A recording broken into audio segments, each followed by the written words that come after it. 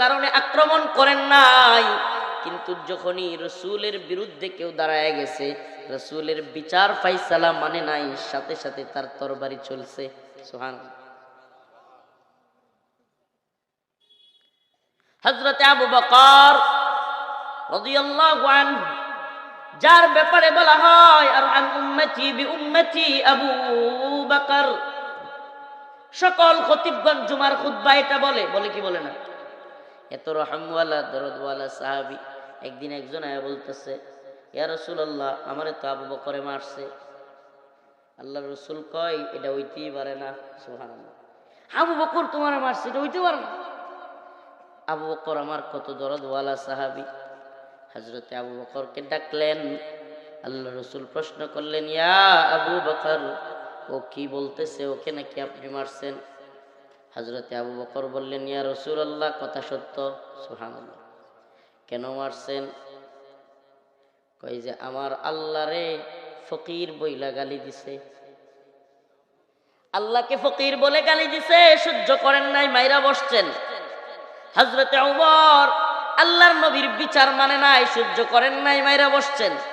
কিন্তু নিজেদের জন্য হযরতে আবু বকরের চাইতে নরম কোনো মানুষ নাই।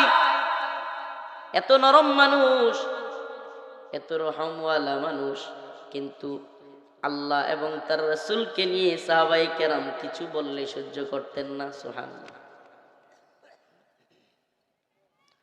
মুহাম্মদ বিন মাসলামা রাদিয়াল্লাহু আনহু, আল্লাহর নবী একদিন সাহাবায়ে কেরাম সবাইকে ডাকলেন, হে আমার সাহাবারা, কাব বিন আশরাফ নামে এক ব্যক্তি আমাকে নিয়ে কটূক্তি করে, গালাগাল করে। সে আমার বিরুদ্ধে কবিতা বানায়। তার দুইটা কাজের মহিলা রাখছে, নাউজুবিল্লাহ, নর্তকী রাখছে। তাদেরকে দিয়া আমার বিরুদ্ধে গান গাওয়ায়, আর ওই গানের ভাষায় আমার বিরুদ্ধে গালিগালাজ করে। তোমাদের মধ্যে কে আছো কাব বিন আশরাফকে হত্যা করবে? এত দামরা সাইজের ছিল কাব বিন আশরাফ। হাদিসের ভাষ্য অনুযায়ী 4-5 জনের বডি একজনের ছিল। এই কাব বিন আশরাফ ইহুদিদের বড় নেতা। মুহাম্মদ বিন মাসলামা দাঁড়ায় গেলেন, ইয়া রাসূলুল্লাহ, তুহিব্বু আন তাকতুলাহু, আপনি কি পছন্দ করেন আমি কাব বিন আশরাফকে হত্যা করব? রাসূল সাল্লাল্লাহু আলাইহি সাল্লাম বললেন, হ্যাঁ। দেখেন না মুমিনের সিফাত। সুবহানাল্লাহ।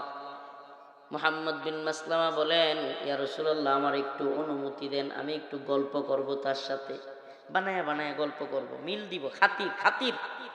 মারার আগে যেহেতু সাইজ এত মোটা, এটা যুদ্ধ করে মারা কঠিন হইব, কঠিন।